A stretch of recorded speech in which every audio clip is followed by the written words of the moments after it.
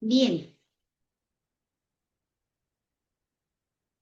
siendo las 12:59, no sé si por ahí me pueden decir si me escuchan perfectamente. Sí, Sí, doctora, doctora, sí buenas se le tardes. escucha. Ok, muchas gracias, Jenny. Ok, bien. Buenas tardes con todos. Quien les habla, la doctora Adelinda de la Cruz, reumatóloga. El día de hoy, para mí es un placer darles la clase de artritis reumatoide, que es una enfermedad del grupo de las enfermedades difusas de tejido conectivo. Y vamos a empezar. Bien,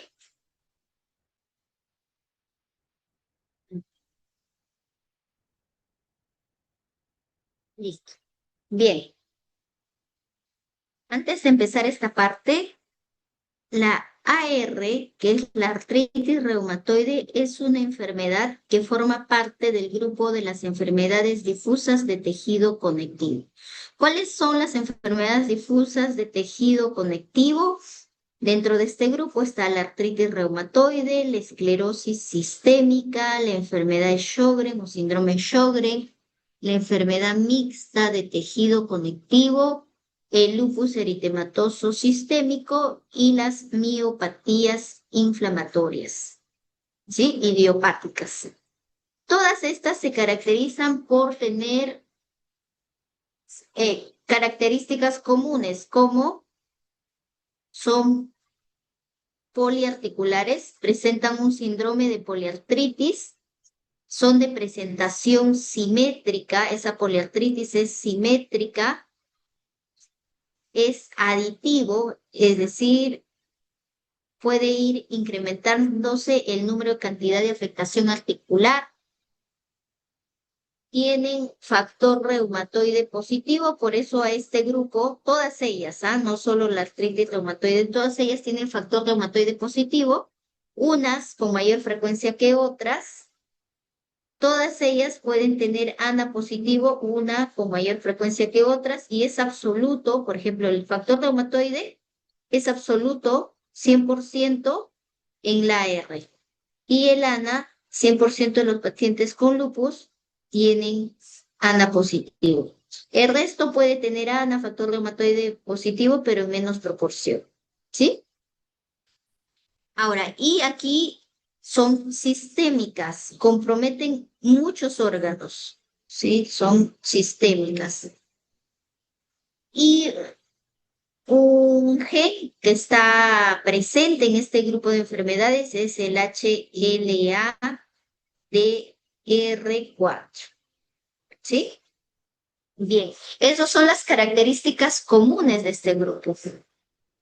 Ahora, la artritis reumatoide forma parte de ese grupo. Y como forma parte de las EDTC, tiene todas estas características mencionadas y otras más que ahora lo vamos a determinar.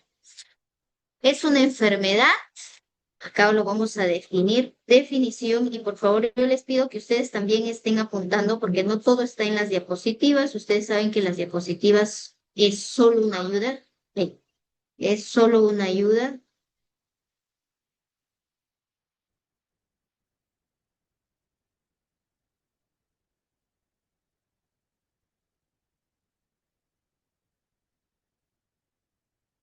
Definición.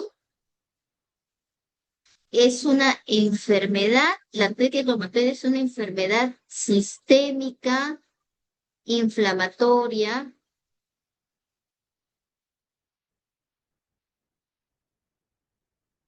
autoinmune.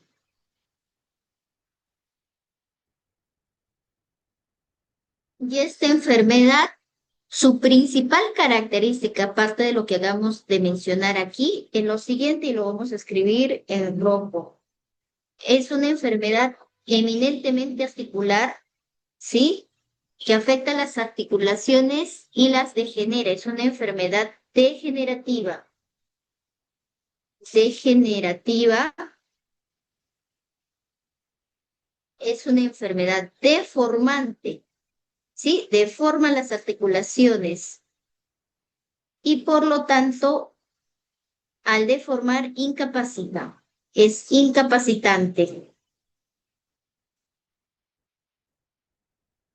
Es incapacitante. Eso es su característica principal a la diferencia del resto de la CDTC.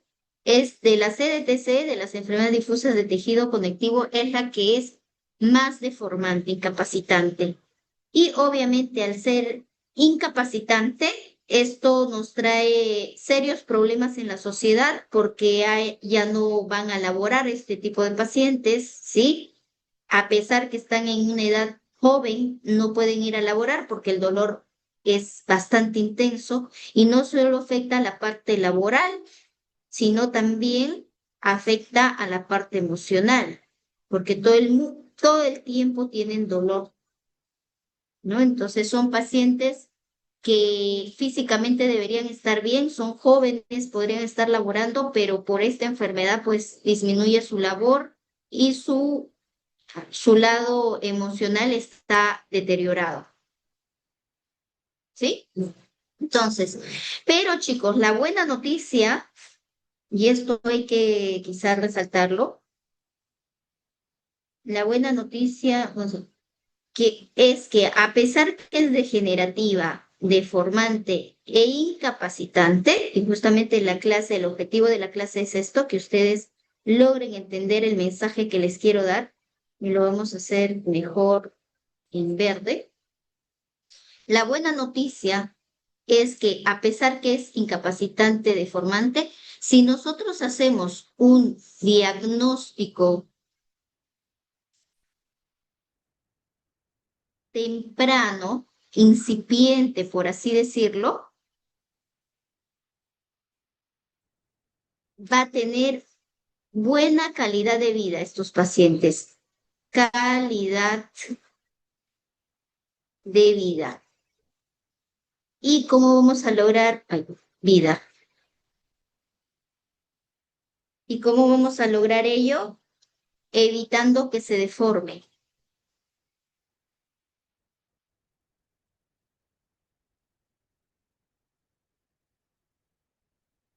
Calidad de vida. Entonces, y esto lo vamos a evitar, va a haber ausencia de erosiones cuando le damos un tratamiento oportuno, y si hay ausencia de erosiones, va a haber ausencia de deformación. ¿Es posible ello? Sí es posible. Y el objetivo de esta clase es que ustedes aprendan a diagnosticar tempranamente. ¿Ya? Entonces, esto también, por favor, lo van a resaltar. Un diagnóstico temprano nos garantiza buena calidad de vida, nos garantiza que no haya erosiones, ¿sí? Y no hay deformaciones, ¿sí? Entonces, eso es la buena noticia. Ahora, dado esa introducción, vamos a empezar la clase.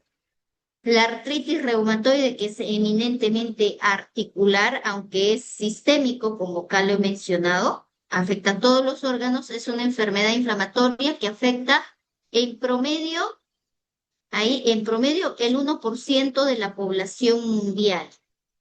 Es más frecuente en mujeres que en hombres, ¿sí? Una prevalencia de 3-1, ¿sí? Es más frecuente en mujeres que en varones. Se presenta entre la cuarta y la quinta década de la vida, es decir, entre los 30 y 40 años, ¿sí? El 80% de los pacientes, 30 a 40 años, generalmente mujeres. La prevalencia aumenta con la edad, cada vez que va aumentando la edad, la prevalencia aumenta y la diferencia entre tres sexos disminuye. ¿Eso qué quiere decir? Que en adultos mayores la prevalencia entre mujeres y varones es igual en adultos mayores. Entonces, la artritis reumatoide se puede presentar a partir de los 18 años en adelante hasta la edad, hasta ser adultos mayores en cualquier momento, pero la edad de mayor presentación es entre los 30 y 40 años, entre la cuarta y quinta década de la vida. Es eminentemente articular. Esto es su principal característica. ¿sí? Es inflamatoria, ¿sí? Al ser inflamatoria va a tener, y lo vamos a colocar con rojito porque es uno de los exámenes que nosotros pedimos, BSG, un reactante de fase aguda PCR alto, ¿sí? O patológicos o alterados. Luego vamos a tener que esta enfermedad es autoinmune, aquí no nos olvidemos que es crónica. Y al ser crónica, y vamos a ponerlo nuevamente con rojito, tiene un tiempo de duración para reumatología. Lo crónico tiene un tiempo de duración mayor a 6 semanas. ¿Sí? Entonces, un tiempo de enfermedad mayor a 6 semanas ya es crónico en reumatología. Ahora, otra característica importante es que es multifactorial. Existen múltiples factores para que la enfermedad se desencadena o aparezca, ¿sí? Es sistémica y además la etiología es desconocida. Y el último punto es importante porque necesito que sepan que la artritis reumatoide no solo compromete articulaciones, porque es eminentemente articular, como se pueden dar cuenta, esto lo vamos a resaltar, compromete mucho las articulaciones, pero también tiene un compromiso extraarticular, ¿sí? Tendones, ligamentos, bursas y además otros sistemas, ¿sí? Pero esta característica se va a dar de manera tardía, ¿sí? Cuando una paciente tiene artritis reumatoide establecida. Más adelante vamos a ver qué significa que una paciente tenga artritis reumatoide establecida. ¿Sí? ¿Hasta ahí tendrán alguna pregunta, chicos?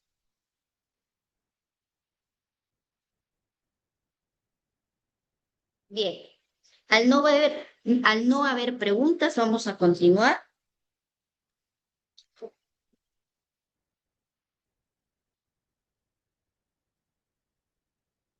Bien, la etiología, como bien hemos mencionado, es desconocida. Existen factores desencadenantes. Uno es que el paciente tenga HLA-DR4 dentro de sus genes, ¿sí? Que consuma cigarrillo es un factor desencadenante que aumenta el proceso de citrulinación, y esto lo vamos a ver en la fisiopatología. Igual las infecciones bacterianas o virales, principalmente hay una bacteria, la más conocida, la Porphyromonas gingivalis, lo que hace es activar la enfermedad, desencadenar la enfermedad, o si ya la enfermedad está establecida, impide que se inactive. Y esta bacteria se encuentra en la cavidad oral. Entonces, a nuestros pacientes les tenemos que pedir que su salud orodental esté totalmente correcto, porque si no lo está, le podemos dar la mejor medicina del mundo, pero no se va a inactivar porque está infectada con esta bacteria. Bien, aquí vemos una articulación, la articulación que puede ser, ejemplo, la metacarpofalángica, la articulación pequeña. Y eso es una característica de la artritis reumatoide, afecta articulaciones pequeñas. Y quiero que observen acá. Aquí vemos una articulación, voy a cambiar de color, no se nota bien. En el lado izquierdo observamos una articulación normal, ¿sí? Aquí, de este lado, notamos una articulación normal y del otro lado vemos una articulación patológica con artritis reumatoide. ¿Sí? Miren, la articulación normal observamos el borde óseo, el cartílago, que es esta zona celeste, ¿sí? Igual acá, ¿sí? Y aquí observamos la cápsula y debajo de ello la sinovia. La sinovia está compuesto por estos sinoviocitos. Acá hay un sinoviocito amarillo y un sinoviocito rojo, ¿ya? Entonces, uno es el sinoviocito,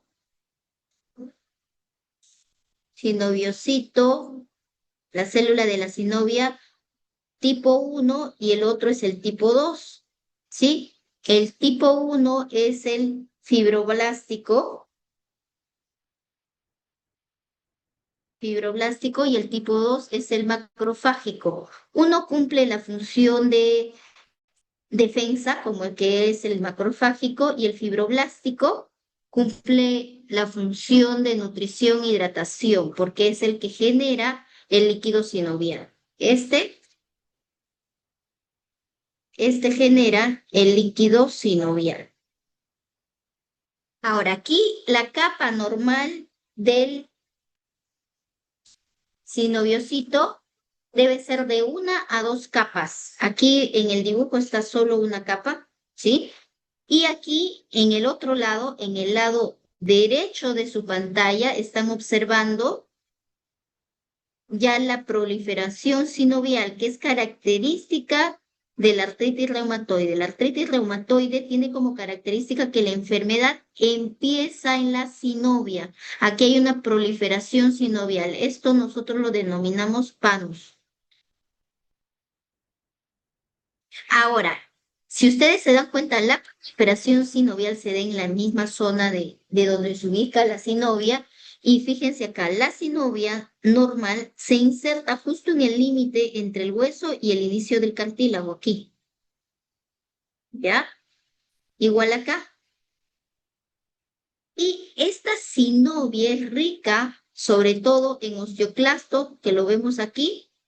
Este osteoclasto cumple la función de hacer resorción ósea, forma las erosiones, se come al hueso, por así decirlo, de una manera muy sencilla, ¿sí? Se adhiere al hueso, elimina sus enzimas y las empieza a degradar. Y eso se da justo en el límite entre el hueso y el cartílago. Por eso las erosiones en la artritis reumatoide se caracterizan porque son erosiones marginales. Las erosiones no son centrales, ¿sí? Como podrían estar acá, no. Las erosiones son marginales, como ven en la figura. Y hay un aumento del líquido sinovial, como se pueden dar cuenta, que hay un aumento de la cápsula, hay mucho líquido sinovial y hay aumento de células osteoclásticas, células dendríticas, células plasmáticas, células B, mastocitos, linfocitos T, ya que cada uno de ellos va a producir ciertas sustancias para provocar la inflamación. Bien, aquí la patogenia. ¿Qué es lo que sucede en la artritis reumatoide? Aquí veamos, hay un individuo genéticamente predispuesto, ¿sí? Una mujercita, vamos a dibujarle con su palito, ¿ya? Una mujer genéticamente predispuesta, ¿sí? Que tiene genes que ha heredado de alguno de sus ancestros que pueden activarse a ciertas condiciones, ¿sí? Hay factores ambientales, por ejemplo, infecciones virales,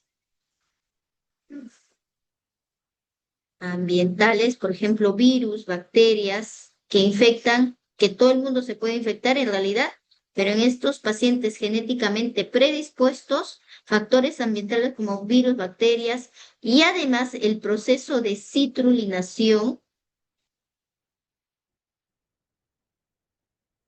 va a hacer que se active toda la cascada que ahora vamos a explicar. ¿Y qué es el proceso de citrulinación?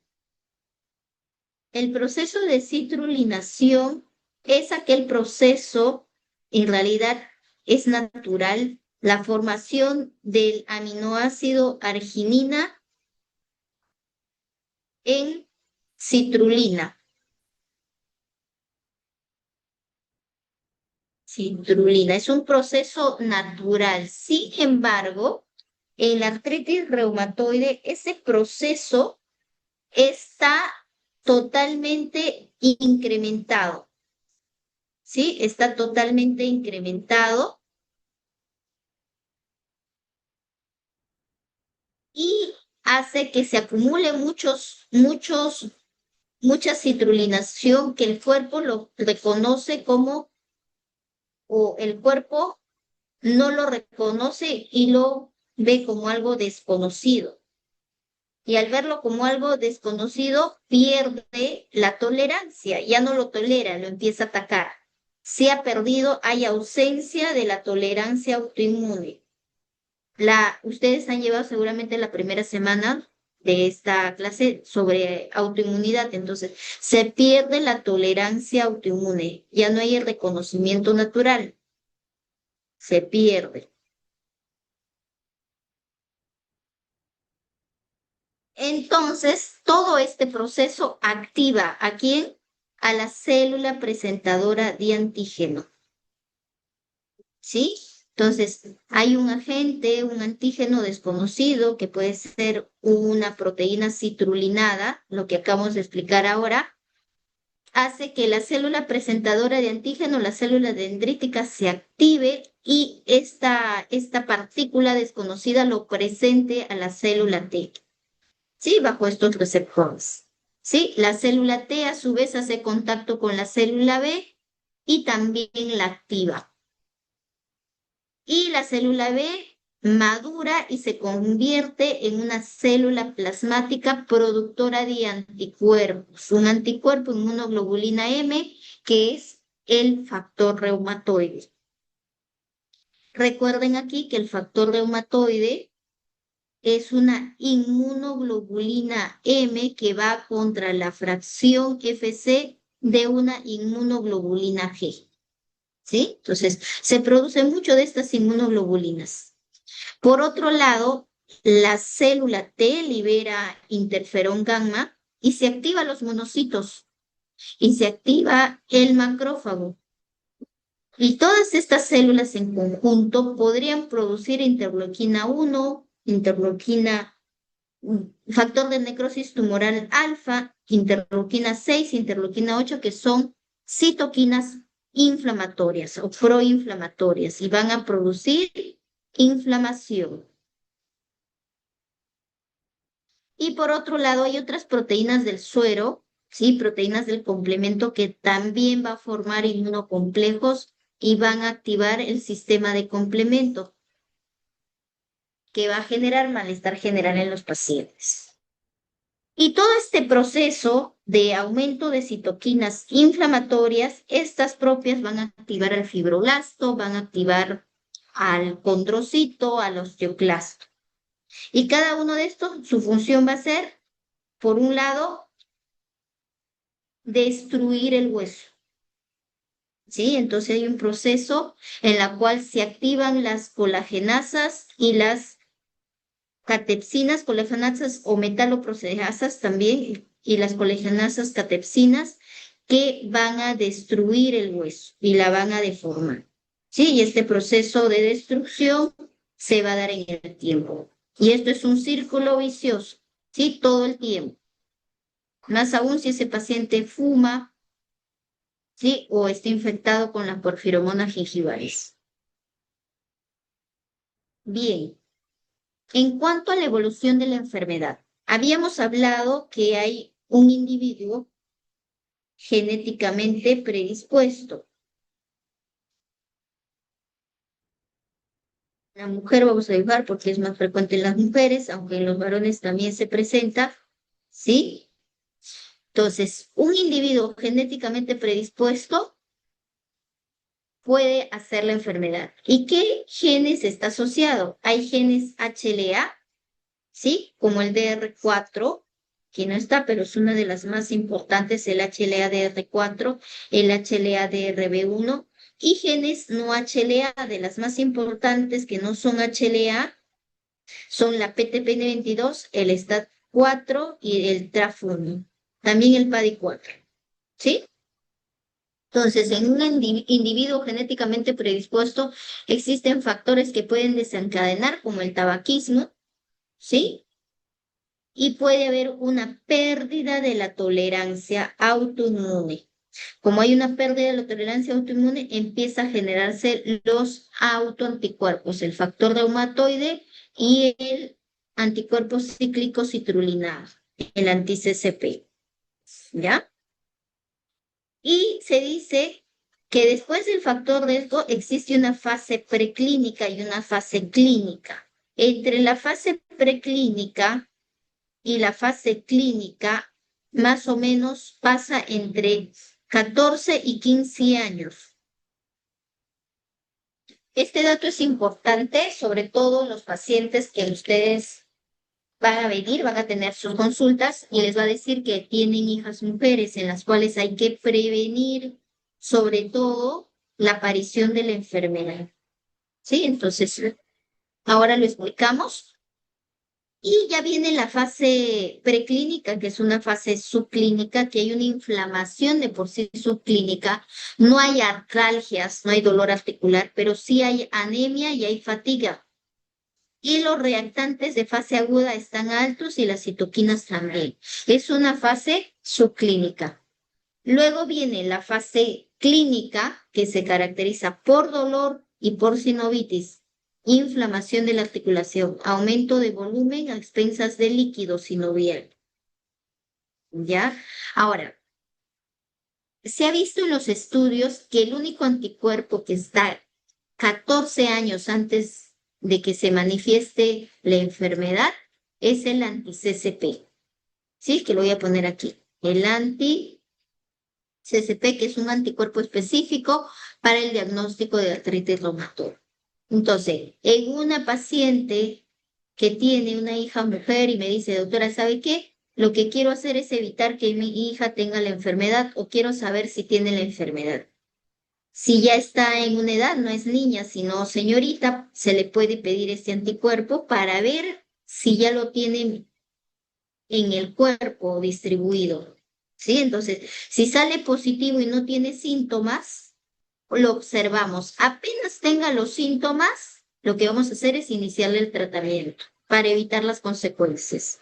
Sí, pero si esta paciente no hace los síntomas, porque puede ser que no tenga factores que desencadenan la enfermedad, por ejemplo, no fuma, tiene una buena salud bucal, entonces probablemente no se active, porque es multifactorial, la activación es multifactorial, la presentación es multifactorial, entonces si no cumple todos los factores, probablemente no se active, entonces, pero vamos a estar alertas y hacerle seguimiento, ¿sí? Bien, entonces existe una fase de riesgo genético, una fase preclínica y una fase clínica. Y aquí tenemos a una de las células protagonistas que lo que hace en la artritis reumatoide es formar las erosiones. Y si forma las erosiones, es la que finalmente deforma la articulación. Entonces aquí tenemos a un osteoclasto que ustedes se dan cuenta que es multinucleada. Un osteoclasto ya maduro es multinucleada, tiene su borde en cepillo. Este borde en cepillo se va a adherir muy intensamente al hueso. ¿Sí? Se va a adherir al hueso y la va a erosionar, va a eliminar enzimas y le va a hacer una erosión. ¿Sí? ¿Y dónde se encuentran principalmente los osteoclastos? En el panus que habíamos mencionado, ¿ya? Que está en la interfase entre el cartílago y el hueso, que ya lo hemos explicado con la imagen anterior. Entonces, dentro de la patogenia de la artritis reumatoide intervienen muchas vías. Una de las vías importantes es esta que les voy a explicar, que es el proceso de osteoclastogénesis. ¿Por qué? Porque aquí interviene, miren, esta célula de acá, que es un osteoblasto, y estas células precursoras, que son los precursores de los osteoclastos. En un individuo, cuando ya hay inflamación, por ejemplo, hay exposición de factor de necrosis tumoral alfa, ¿sí? Hay interleuquina 1, por ejemplo, solo por mencionar. El osteoblasto hace que su receptor RAN ligando se exprese, que es este de aquí. Y al expresarse, los osteoclastos inmaduros, que como ven aquí es mononucleares, hacen contacto con el RAN ligando. Este es el RAN ligando y el RAN, que son estos receptores del osteoclasto, se unen. Al unirse hace que estos osteoclastos inmaduros maduren, se diferencien, ¿sí? Y se vuelvan células multinucleadas, como estas, están maduras y posteriormente van a ser las erosiones. ¿Sí? Entonces, frente a un ambiente rico en citoquinas inflamatorias, el factor de necrosis tumoral alfa, interleuquina 1, interleuquina 6, ¿sí? Interleuquina 17, lo que va a pasar es la osteoclastogénesis. Va a haber una gran formación de osteoclasto y por lo tanto va a haber una gran destrucción del hueso. ¿Cuál es la clínica principal de la artritis reumatoide? La clínica es eminentemente articular, ¿sí? Como pueden darse cuenta, y lo hemos mencionado, es poliarticular, compromete más de 4 articulaciones, es decir, mayor o igual a 5 articulaciones. Es crónica, mayor de 6 semanas, es aditiva porque se va agregando, pueden iniciar en dedos, irse a la muñeca, luego codo, hombro, rodillas, pies, ¿sí? Es bilateral porque afecta el lado derecho, el lado izquierdo del cuerpo y es simétrico, ¿sí? Hay simetría en la afectación de las articulaciones. Es erosiva y deformante, es una característica especial, a diferencia de las otras enfermedades difusas del tejido conectivo. Y decimos que no hay artritis reumatoide que no comprometa manos. Todas las artritis reumatoides comprometen manos, ¿sí? Para nosotras las reumatólogas, la mano es la carta de presentación de los pacientes. Nosotros observamos la mano y en un 80% ya estamos haciendo el diagnóstico de las enfermedades reumatológicas, ¿sí? Una de ellas es la artritis reumatoide porque la artritis reumatoide compromete manos. Pero existen excepciones que están punteadas. La artritis reumatoide compromete todas las articulaciones periféricas excepto estas zonas. Las interfalángicas distales las respeta. Hay respeto de las interfalángicas distales, respeta la articulación sacroiliaca y la lumbar. ¿Sí? Esas zonas no los afecta. Todo el resto del cuerpo las afecta. ¿Sí? Toda articulación sinovial es afectada por la artritis reumatoide. Entonces, Entonces, compromete interfalángicas proximales, metacarpofalángicas, muñeca, codo, hombro, articulación temporomandibular, también afecta, articulación externo-clavicular, rodillas, tobillo y las articulaciones del pie. Entonces, afecta metacarpos en esa proporción, muñeca, rodillas, hombros, tobillos y pies. ¿Sí? Con esas excepciones que estamos resaltando. Y bueno, estas deformidades son deformidades que ya no deberíamos ver en la actualidad, salvo el paciente no haya tenido un tratamiento adecuado, no se haya adherido al tratamiento o haya llegado tarde a nuestras manos como para poder resolver el problema.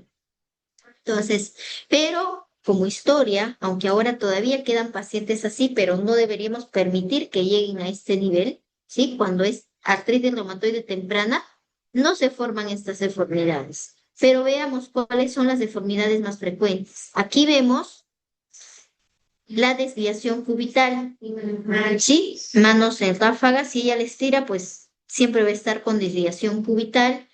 Aquí hay atrofia de los interóseos, si ustedes se dan cuenta, está hundido. Aquí también hay desviación cubital de los dedos. Hay subluxación, porque esta falange está metida debajo de los metacarpos. Aquí también hay subluxación. Este es un dedo en ojal de Botonier, ¿sí? Esto es un dedo en martillo y esto es un dedo en Z. Los dedos en Z solo se dan en los pulgares. Y aquí, esta deformidad son los dedos en cuello de cisne. Y aquí en el pie también se afecta, se da jalus valgo, ¿sí? y el pie plano, el pie totalmente plano. Y en algunas ocasiones raras, pero no es lo más común, el paciente puede comprometer articulaciones grandes en etapas más avanzadas y puede ser monoarticular, ¿sí? Pero eso es una excepción. Para ustedes en el examen lo clásico es que tenga una característica poliarticular, ¿sí? De compromiso de pequeñas articulaciones. Esta es la deformidad en ojal de Botonier, ¿sí? La deformidad más frecuente, por favor, apunten ahí, la deformidad en ráfaga o desviación cubital. Aquí vemos otra deformidad, ¿sí? En la es la deformidad de cuello de cisne, ¿sí? Aquí vemos la deformidad en Z. Aquí aumento de volumen de las interfalángicas proximales y aquí hay aumento de volumen de las metacarpofalángicas. Aquí hay un dedo en martillo y desviación cubital hacia el lado cubital. El cúbito está por este lado, por eso lo denominamos desviación cubital. Ahora, sabemos que la artritis reumatoide es una enfermedad eminentemente articular. Sin embargo, existen manifestaciones extraarticulares. Ejemplo, hay manifestaciones, aquí, hay manifestaciones cutáneas. Dentro de ellos, la presencia de nódulos, como pueden ver aquí. Lo llamamos nódulos reumatoides, que son unos nódulos móviles no dolorosos. Y esos nódulos también pueden estar en el dorso de los dedos, en las zonas extensoras en realidad, y también en el pulmón, acá hay otro nódulo. Este nodulito es un nódulo reumatoide. Y aparte de los nódulos, también pueden hacer vasculitis, lesiones purpúricas en la piel o mononeuritis múltiple secundaria artritis reumatoide. Manifestaciones oculares como la queratoconjuntivitis, ojo rojo, ¿sí? Enfermedades respiratorias como la enfermedad pulmonar intersticial, derrame pleural, compromiso cardíaco, derrame pericárdico, nódulos cardíacos, aortitis, gastrointestinales, vasculitis a nivel intestinal, renales puede ser proteinuria y aquí el compromiso renal en los pacientes con artritis reumatoide es de tipo, puede dar cualquier tipo de compromiso renal. Sin embargo, el compromiso renal de mayor frecuencia en la R, en la artritis reumatoide, es el síndrome nefrótico, que el punto de corte es proteinuria de 24 horas mayor a 3,5 gramos en 24 horas. ¿Sí? Ahora, en cuanto al compromiso neurológico, mononeuritis múltiple, secundaria de una vasculitis. Hematológico, anemia microcítica hipocrómica. ¿Ya? Entonces, estas son las manifestaciones extraarticulares de la artritis reumatoide, pero estas manifestaciones no es muy común verlas. Se da en los pacientes con artritis reumatoide establecida. Y aquí vamos a tener la oportunidad de hablar de que hay dos tipos de artritis reumatoide, una artritis reumatoide establecida y una artritis reumatoide temprana.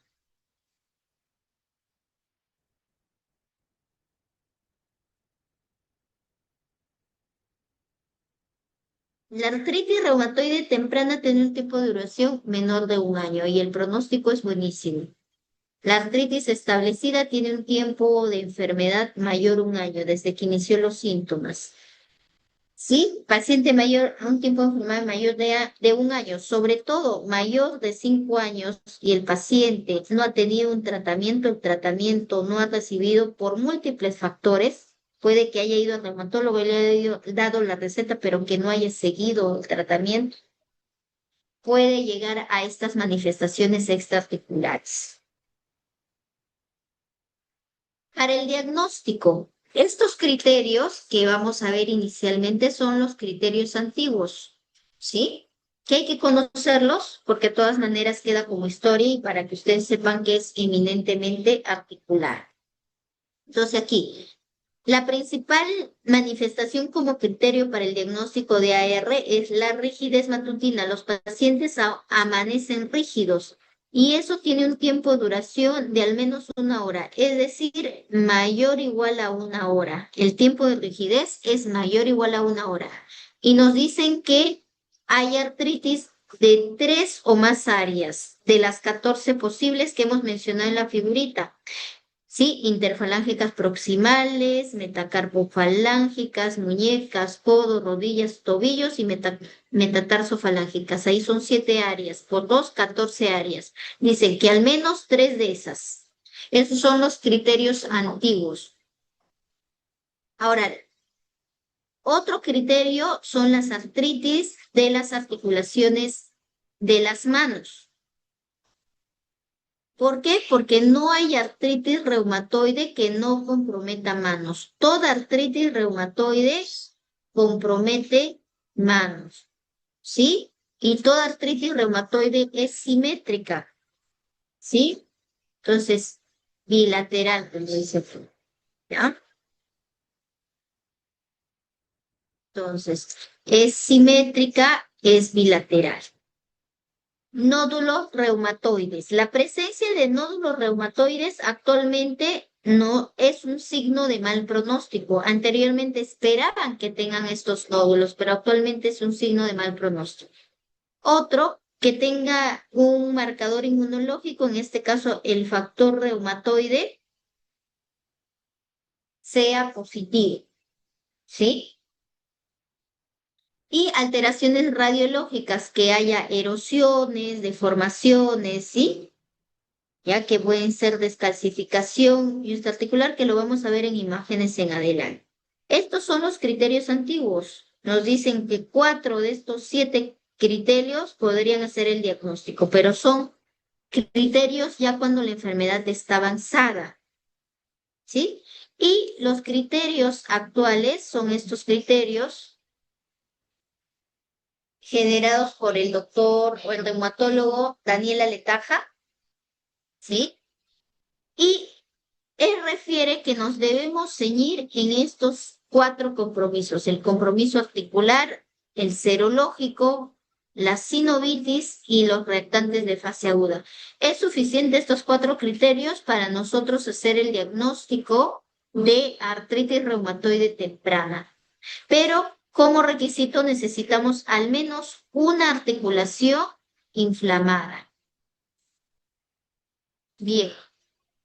Entonces, la artritis reumatoide, recuerden que compromete pequeñas articulaciones, por lo general, ¿sí? Y ustedes se van a dar cuenta que el mayor puntaje, uno de los mayores puntajes, lo van a dar a las pequeñas articulaciones, porque eso es su característica esencial. Por ejemplo, aquí, ¿no? Una articulación mediana o grande, puntaje 0. Una articulación de 2 a 10 articulaciones medianas o grandes, a pesar que son grandes y son poliarticulares, el puntaje es 1. Una articulación de 1 a 3 articulaciones pequeñas, solo 3 articulaciones pequeñas, puntaje 2. De 4 a 10 articulaciones pequeñas, puntaje 3. Más de 10 articulaciones y al menos una pequeña, puntaje 5. ¿Ya? Y aparte le tienen que pedir, si ya tienen sospecha de artritis reumatoide, le van a pedir el anti-CCP y el factor reumatoide. Factor reumatoide y anti-CCP negativo, puntaje 0. Factor reumatoide y anti-CCP positivo, pero título bajo, tiene un puntaje de 2, ¿sí? Título alto tiene un puntaje de 3. Aquí llamamos título alto, porque de acuerdo a esto van ustedes clasificar si es bajo o alto, ¿ya? Por ejemplo, el valor habitual normal del anti-CCP es 20. Título alto sería más de 3 veces del valor normal superior. El valor normal superior es 20, más de 3 veces sería más de 60. Si el paciente tiene más de 60, le darán un puntaje de 3. más de 3 veces. Y en el caso del factor reumatoide, el punto de corte es 14, ¿sí? Entonces su punto de corte sería 52, ¿no? Ya, entonces, perdón, 52, a ver, 14 por 3, aquí sería 12, 3, 42, perdón. Entonces aquí, mayor a 42 de valor es título alto. Entonces, iba a tener ese puntaje. Y ustedes ya saben que por definición la artritis reumatoide es crónica. ¿Sí? Tiene un tiempo de duración mayor de 6 semanas y va a tener un puntaje de 1. Si es menos de 6 semanas, puntaje de 0.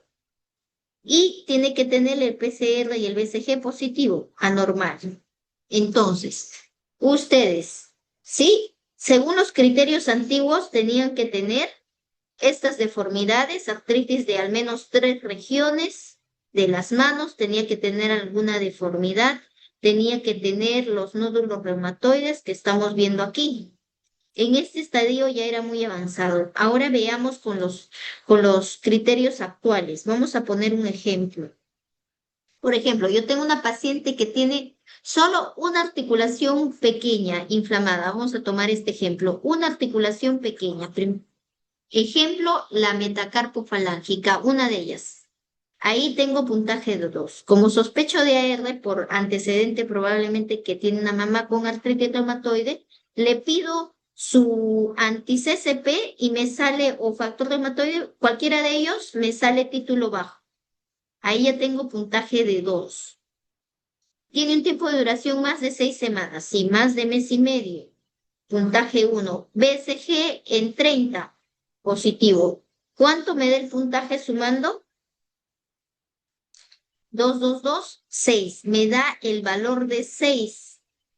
¿Sí? Mayor o igual a 6, haces el diagnóstico de artritis reumatoide temprana. Entonces, este paciente yo le estoy diagnosticando de una artritis reumatoide temprana, solo con un compromiso de una articulación sin erosiones, sin deformidad, sin nódulos reumatoides y sin compromiso pulmonar. ¿Sí? Bien, una vez que ustedes hayan hecho el diagnóstico, ¿qué va después del diagnóstico? Necesito ver cuán activo está mi paciente. Para eso yo me ayudo y me valgo del test, el DAS-28, que es el Score Activity Disease o Disease Activities Score, ¿sí? De 28 articulaciones para ver la actividad. Entonces, evalúo articulaciones tumefactas, articulaciones dolorosas. De las 28 articulaciones, todas las metacarpofalángicas, todas las interfalángicas proximales, la muñeca, el codo, el hombro, la rodilla. Acá hay 14, más 14 del otro lado, 28 articulaciones. Tengo que verificar cuántas duelen y cuántas están inflamadas.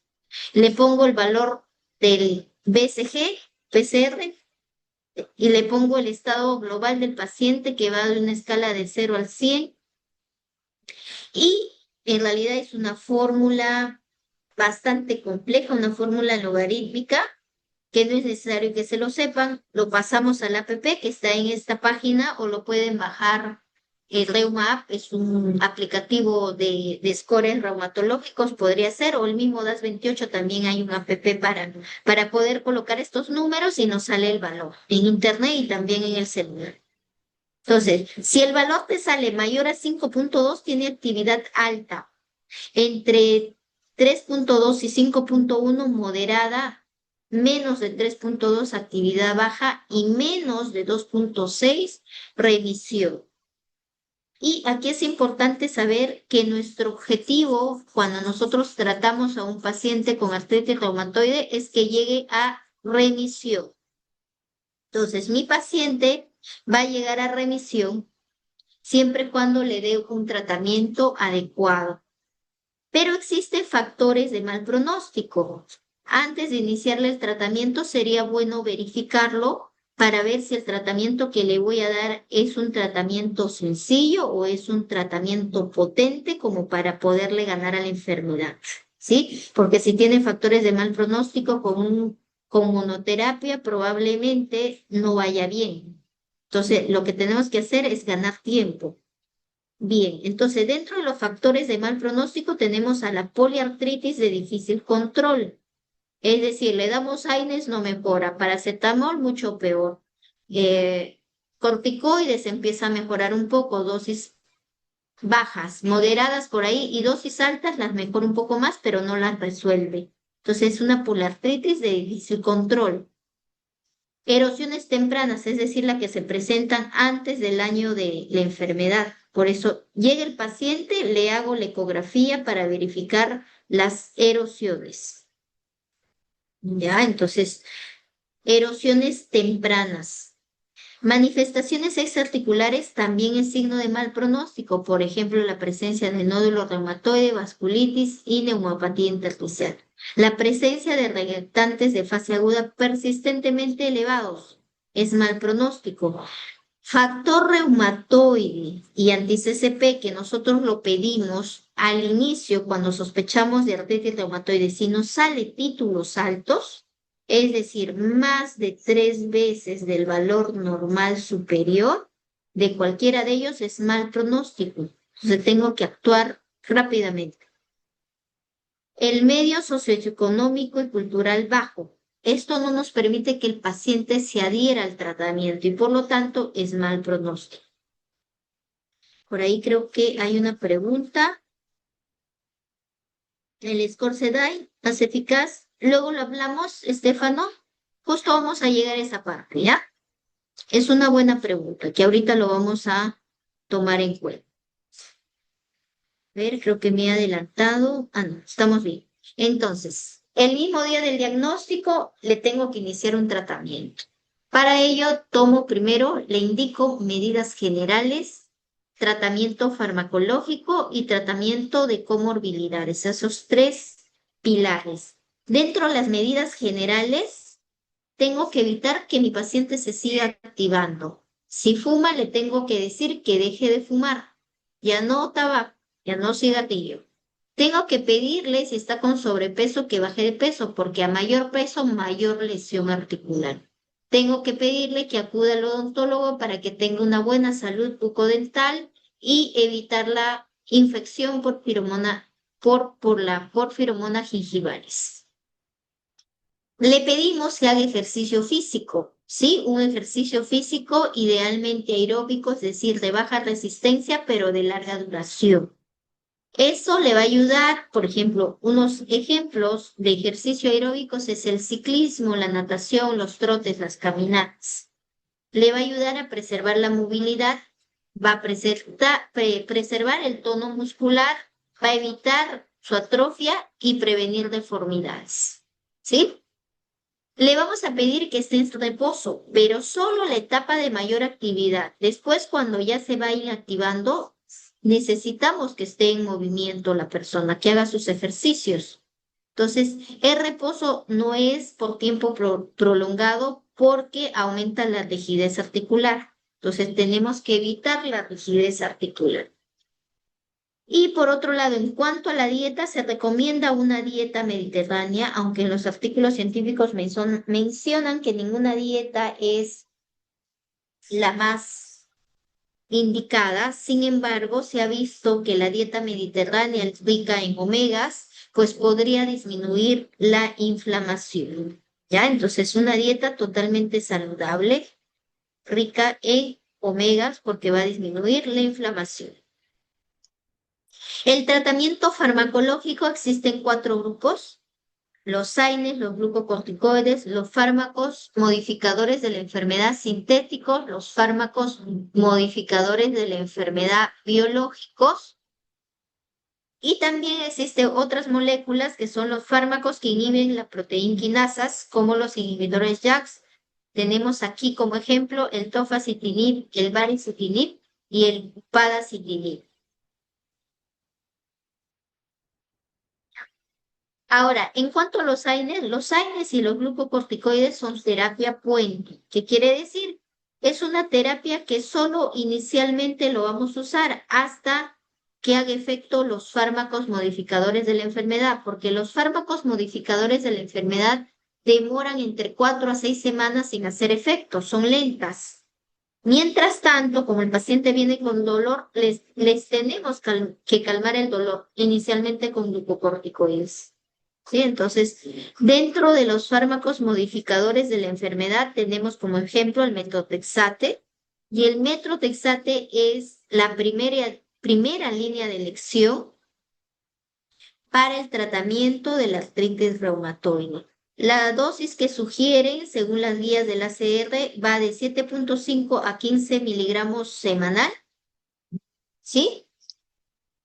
Pero la guía son guías, puedes iniciar cualquiera de esas dosis. Yo generalmente inicio con 15 miligramos semanal porque no debo de perder tiempo. Cuanto más tiempo pierda, más lesión puede haber en la articulación. Entonces empiezo con 15 miligramos diarios y uno de los mecanismos fisiopatológicos del metotrexate es inhibir la proliferación de las células, interviene en el ciclo celular y como consecuencia disminuye lo que es el ácido fólico. ¿Ya? Entonces, y cuando no hay ácido fólico se producen unos efectos secundarios, muchos, principalmente la generación o inflamación de las mucosas. Se generan úlceras vocales o anales, hay mucositis. Y también puede producirse la hepatotoxicidad. Entonces, todo paciente que consume metotrexate debe consumir ácido fólico 1 miligramo diario y o en su defecto 5 miligramos semanal. Por eso se da de lunes a viernes en la mañana, ¿sí? Y no debe darse el día que se da el metotrexate, que generalmente lo damos domingo. El metotrexate domingo y de lunes a viernes el ácido fólico. Bien, si el paciente no tiene factores de mal pronóstico, podemos hacer uso de la monoterapia. Entonces, solo metotrexate, solo lo denominamos monoterapia. Pero si mi paciente tiene factores,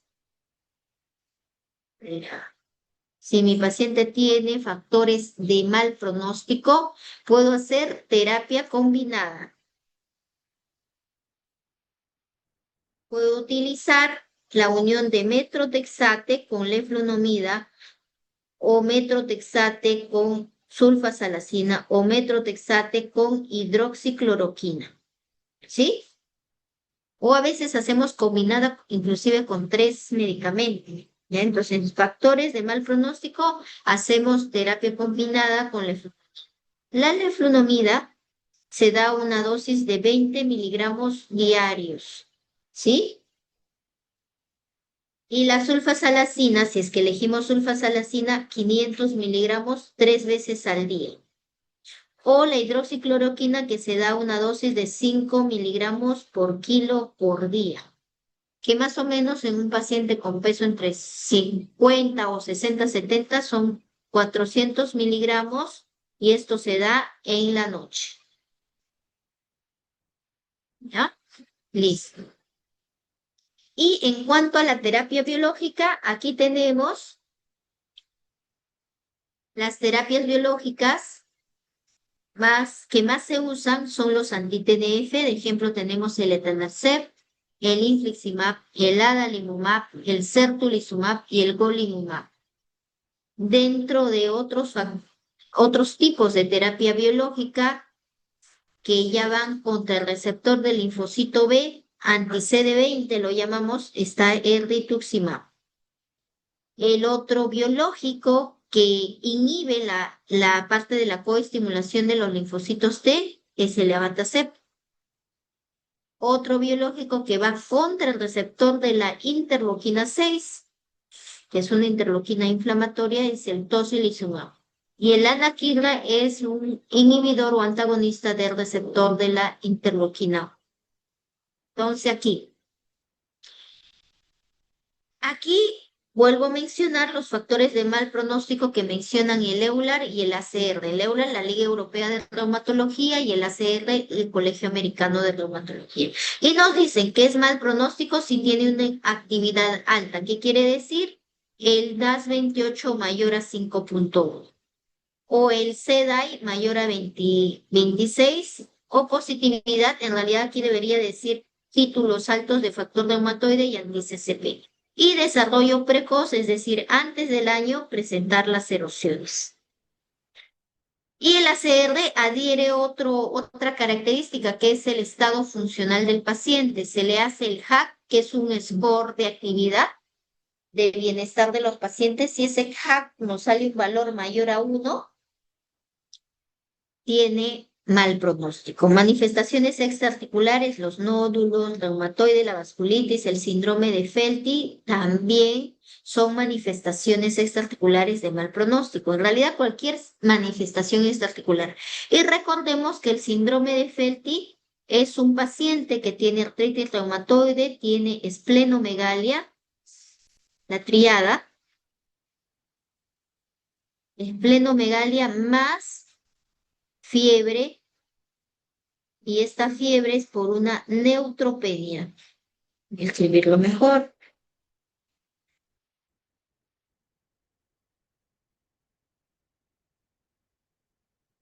La fiebre es por una neutropenia. Entonces, esta neutropenia puede provocar infecciones y hay fiebre, ¿no? Como consecuencia, es una neutropenia febril. Pero la tríada en sí del síndrome de Felty es artritis reumatoide, esplenomegalia y neutropenia, ¿sí? Y bueno, estos dos factores se repiten. Avanzamos un poquito. Y aquí, antes que pasemos, porque creo que a la pregunta de Estefano, sí, luego lo hablamos, está más adelante. Bien, esta es una imagen de todos los puntos clave para el tratamiento de la artritis reumatoide. Como ustedes pueden observar aquí, están las interleuquinas o citoquinas inflamatorias. Y para cada una de ellas, sí, existe de la coestimulación. Existe un medicamento. Están los anti-TNF, el adalimumab, certolizumab, etanercept, golimumab, infliximab, la anakinra, anti-interleuquina 1, el tocilizumab, anti-interleuquina 6, el rituximab, el anti-CD20, el abatacept, que va contra el factor de coestimulación del linfocito T. Aquí la interleuquina 17, antes no tenía nombre, pero ahora ya tiene un nombre, se llama secukinumab. Y el anti-interleuquina 23 que se llama ustekinumab. ¿Sí?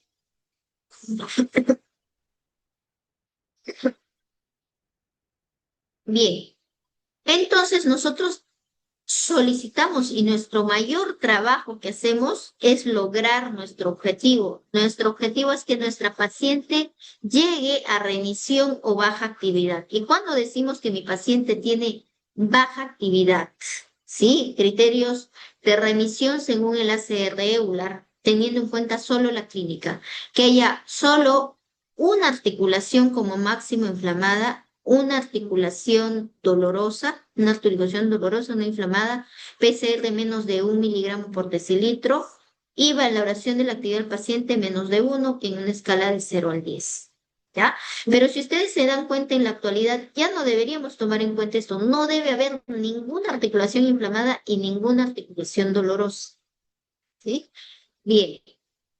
Y aquí tenemos los scores de las cuales nos basamos para hacer el diagnóstico de actividad en la artritis reumatoide. Como bien han hecho la pregunta, aquí tenemos otros tipos de scores. Uno de ellos y el más usado es el Disease Score Activities o el Disease Activities Score de 28 articulaciones. El otro es el score clínico, el CDAI, y el otro es el score SDAI.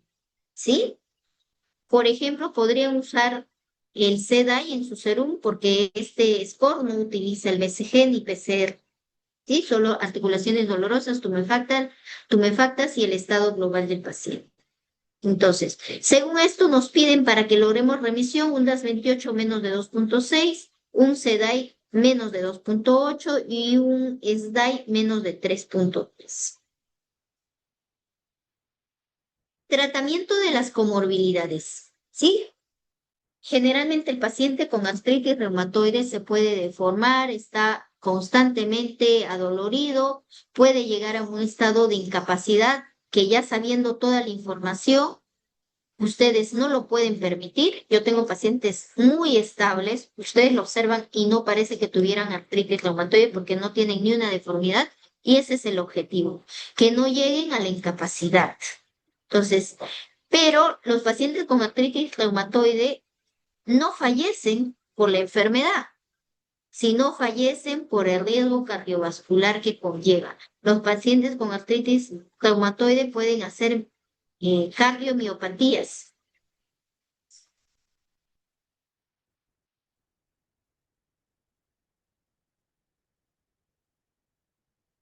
Cardiomiopatías.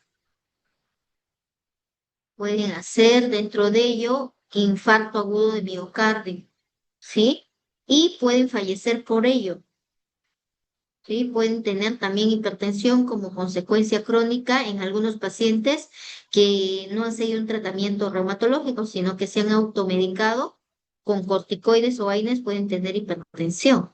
Entonces, ¿qué les conlleva también a un daño renal, enfermedad renal crónica? ¿Sí?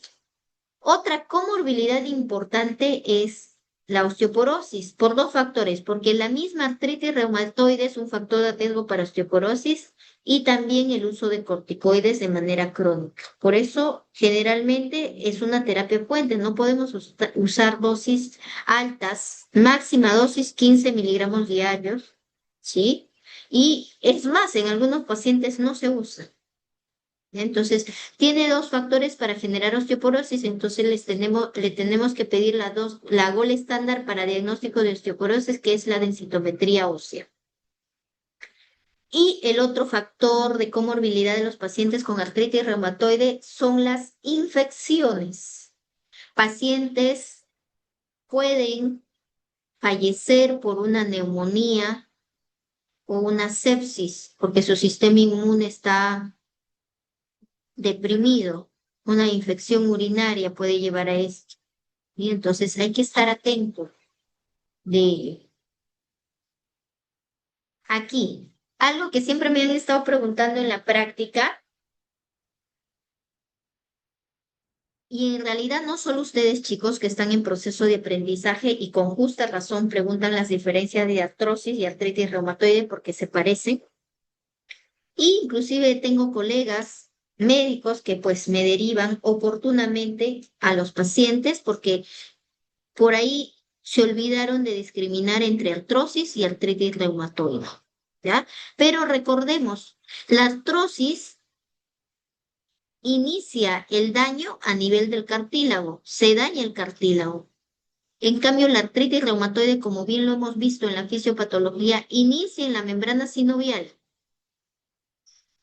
Hay proliferación sinovial, hay panos. Ahora, en la artrosis va a haber rigidez, pero va a tener un tiempo de duración menos de una hora. Y también va a haber dolor. En la artritis reumatoide, obviamente va a haber dolor, como en todas las enfermedades reumatológicas, pero va a haber inflamación, es decir, el BCG, el PCR va a estar positivo, van a estar altos. La artrosis empeora con el trabajo, el movimiento, a mayor actividad, mayor dolor. En cambio, la artritis empeora con el reposo. Está en reposo, le duele más porque el dolor es tipo inflamatorio. Es un dolor inflamatorio. Los dolores inflamatorios empeoran cuando uno descansa. El paciente empieza a hacer movimiento, calienta el cuerpo porque el calor baja la inflamación y deja de doler. La artrosis le da promedio de presentación 40 años o mayores de 40 años, en cambio la artritis reumatoide un promedio es aproximadamente 20 años, pero ya saben, en mayores de 18 años. La mayor prevalencia entre los 30 y 40 años. ¿Sí? Y veámoslo, unos ejemplos aquí que les he puesto de diagnósticos diferenciales de compromiso de algunas enfermedades que comprometen más. Diagnóstico diferencial. Por ejemplo, aquí tenemos la artrosis de manos que compromete interfalángicas distales, compromete interfalángicas proximales. Estas de acá y estas de acá. Distales proximales. Y acá hay una excepción. El compromiso del metacarpo y el trapecio, aquí este huesecillo se llama trapecio, puede haber un desgaste a ese nivel también y nosotros lo llamamos risartrosis.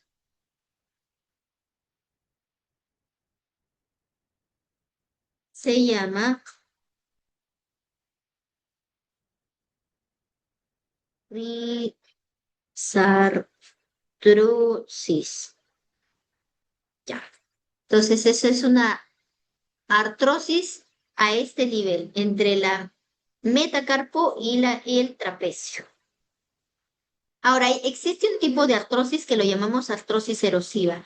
Compromete, como se pueden dar cuenta, interfalángicas distales, interfalángicas proximales, pero es un dolor muy intenso, inclusive hay inflamación, los dedos están sumamente hinchados y rojos y hay erosión. Se parece mucho a la artritis reumatoide, pero la ubicación no es la correcta, ¿sí? En la artritis psoriásica, que forma parte de las espondiloartropatías seronegativas, ¿hay compromiso articular de mano? Sí, pero sobre todo de las interfalángicas distales. Lo mismo en la artritis psoriásica o en las espondiloartropatías seronegativas, en las espondilitis va a haber dactilitis, el dedo en salchicha. Va a haber la presencia de artritis en metacarpofalángicas, en interfalángicas proximales y en interfalángicas distales. Hay una inflamación de todo el dedo que lo llamamos dedo en salchicha cuando lo vemos clínicamente. Y la artritis reumatoide, les decía, no hay artritis reumatoide que no comprometa mano y muñeca. La mano está comprometida, las metacarpofalángicas, las interfalángicas proximales y sobre todo la muñeca. ¿Sí? Esa es una artritis reumatoide. Y la hemocromatosis, que es una enfermedad metabólica que se caracteriza por el depósito de hierro en las articulaciones, da artritis en metacarpofalángicas y en la muñeca. ¿Sí? Pues un buen diagnóstico diferencial de la artritis reumatoide. Y veamos estas imágenes que son representativas de una radiografía. Y aquí vemos, por ejemplo, esta primera imagen, mejor lo vamos a poner 1 o la A, ¿sí? La imagen A corresponde a una artrosis, porque miren, hay desgaste del cartílago, hay pinzamiento a este nivel, que está un poquito más ancho, hay en realidad desgaste y hay osteofitos, crecimiento óseo, y hay osteofitos sueltos, cuerpos osteocondrales sueltos, como este de acá. ¿Ya? Entonces esto corresponde a una artrosis. Es más, acá podríamos decir que hay un pinzamiento asimétrico. Es más de este lado que de este. En este otro, en la imagen B, se trata de una artrosis erosiva. La erosión no es a nivel marginal, es a nivel central, como pueden ver a este nivel. ¿Sí? Aquí las erosiones son centrales. Esto va a corresponder a una artrosis erosiva. En el caso de una artritis psoriásica, mira, la densidad ósea está más alta, ¿sí? La densidad ósea está más alta, hay osteofitos, hay una proliferación marginal gruesa y la densidad mineral ósea está aumentada. Esto se da en las artritis psoriásicas. Y en la artritis reumatoide, la densidad mineral ósea está disminuida, ¿sí? Y las erosiones son marginales. Y un dato importante, chicos, en la radiografía las erosiones aparecen ya en estadios tardíos, cuando son muy gigantes. Sí, yo les sugiero que si sospechan de una artritis reumatoide, le vamos a pedir una ecografía. Yo en las citas, en los pacientes, les hago inmediatamente la ecografía y verifico si ya tienen erosiones. Y la ecografía detecta erosiones de manera temprana.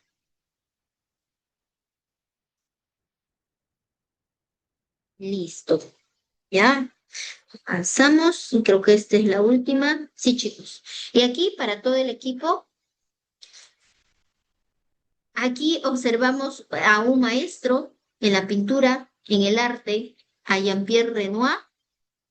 Él es francés, pintor, sí, que hizo, a partir de los 58 años, hizo sus pinturas más magistrales como esta de acá. ¿Sí? ¿Y qué diagnóstico tiene? Tiene el diagnóstico de artritis reumatoide. ¿Por qué? Porque mira, tiene la mano deformada, su dedo en Z, el dedo con deformidad en cuello de cisne aquí y está subluxado, esta falange está metida debajo de las metacarpias. Sí, y esta mano está empuñada porque no funciona. Y él, para hacer sus pinturas, pues se tenía que amarrar un pincel con hilo y poder hacer las pinturas que ha hecho. Mire esta maravilla. Sí, pero era su pasión. Entonces, chicos, les invito a que ustedes que les encanta la medicina, pues vivan con pasión este proceso. Sé que es un poco complicado porque tenemos que decir muchos no a muchas cosas que nos gustan, pero nuestra pasión es lo más importante. ¿Sí? Entonces, yo les pido, así como Jean-Pierre Renoir se apasionó en la pintura y a pesar de las dificultades de su enfermedad, porque en esa época no había DIMARS, no había FARMES y ni siquiera había corticoides. Miren cómo hizo esa obra maestra. Entonces, nosotros lo mismo, vamos a vivir con pasión nuestras labores y vamos a hacerlo de lo mejor posible. Sí, listo chicos, hasta ahí tendrán alguna pregunta. ¿Esto qué es? ¿La asistencia?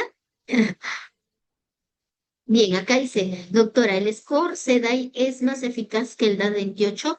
En realidad no. En, sí he visto estudios que son equiparables, otros dicen que el SEDAI es mejor. Sin embargo, el que es más útil y más práctico, más objetivo, es el DAS-28. Entonces, ustedes cuando revisen los estudios científicos, lo hacen más con el DAS-28. ¿Sí? Hasta ahí, chicos, ¿tendrán alguna pregunta? Pueden aperturar sus micrófonos, no hay problema, o pueden escribir.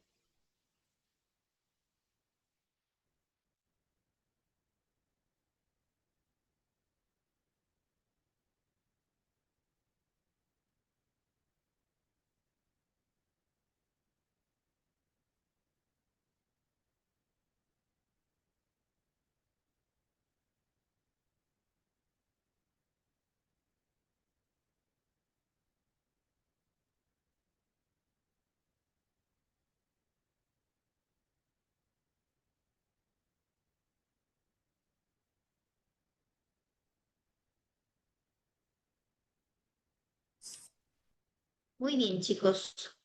Hasta ahí, ¿alguna pregunta, alguna duda? Veo que ninguno. Por ahí tienen mi número. Si es que tuviesen alguna duda, alguna consulta, bienvenido, chicos. Listo, hemos terminado la clase y deseo que tengan muchos éxitos. Cuídense mucho. Hasta luego.